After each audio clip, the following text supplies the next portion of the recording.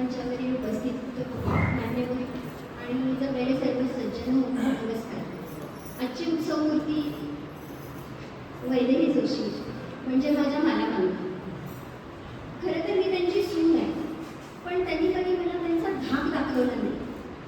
इतक्या वर्षाच्या संसारामध्ये नेहमीच त्यांनी मला प्रेमानं समजून घेतलं आणि समजावून सांगितलं. हा अतिशय दुर्मिळ गुण त्यांच्याकडे आहे. ॲक्च्युली मी घरगुती मालामामीला ओळखते, पण आज इथं जमलेली इतकी गर्दी बघून खरोखरच आता आमच्या राधिकानं म्हटलं तसं रिअली प्राऊड ऑफ यू मामी.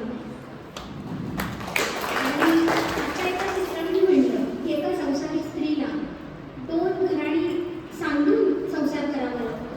पण मी तर म्हणेन की संसारी स्त्री जी वर्किंग वुमन आहे तिला त्रिवेणी संगम करावा लागतो. सासर, माहेर आणि आपल्या कामाचं ठिकाण. हा त्रिवेणी संगम यशस्वीरित्या सेवापूर्तीमध्ये ज्यांनी गाठली आणि हा निष्कलंक कारकिर्दीचा ग्राउंड एक मुकुट त्यांनी मिळवला असं मी म्हणेन. आणि हे जे त्यांचं घरगुती प्रेमळ आणि सामावून घेण्याची वृत्ती आहे ती त्यांची कामामध्येही दिसून येते. डेडिकेशन आपल्या संस्थेबद्दल, आपल्या हॉस्पिटलबद्दल, कामाप्रती त्यांचं जे कर्तव्य भावना आहे ही पण त्यांनी दाखवून दिलेली आहे. जे ज्युनियर्स त्यांचे आहेत त्यांच्यासाठी तो एक पाथ निर्माण करून दिलेला आहे. आणि हे यशस्वी एक म्हण आहे मराठीमध्ये की कुठल्याही यशस्वी पुरुषाच्या मागं एक भक्कम स्त्री असते.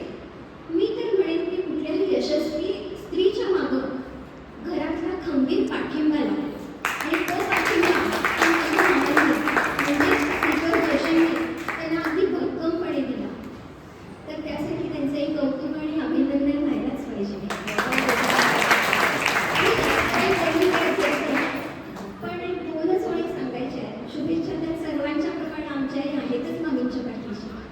पण मामी आता नको कामाची धावपळ, नको कामाचा त्रास, नको वेळेचं बंधन, नको कामाचा त्रास.